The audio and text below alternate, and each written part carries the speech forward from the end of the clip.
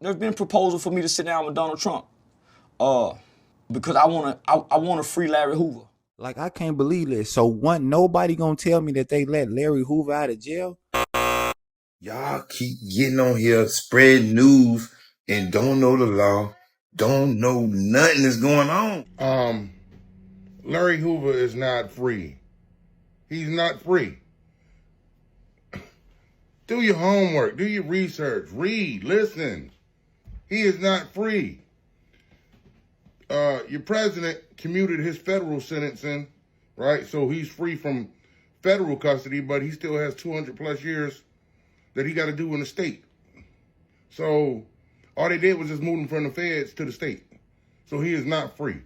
Now, if you get pardoned from the state, then he'll be a free man. As I mentioned, Hoover still faces the remainder of a hefty sentence and a state conviction. He would likely at some point be transferred to a prison in Illinois from the notorious Supermax prison in Colorado, where he's currently behind bars. Larry Hoover is an example of a man that was turning his life around. And as soon as he tried to turn his life around, they hit him with 6 life sentences. So I believe you say don't tear down the statues. Larry Hoover is a living statue. He's a beacon for us that needs to see his family, that needs to go out and represent. When you have a block leader on every single block, they can own the block as their own. That's something I learned from Jim Brown, from A Mayor I Can. We need to put curriculums from people who really came from the streets, not people who are just trying to set us up to go into a work system or prison system that applies to what people are really going through. If you remember, Jay Prince Sr. was somebody fighting tooth and nail to give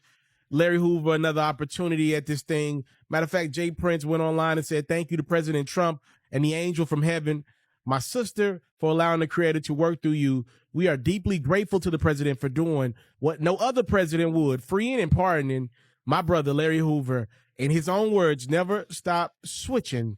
And then Kanye West added this piece: "Words can't express my gratitude for our devoted, enduring President Donald Trump for freeing Larry Hoover."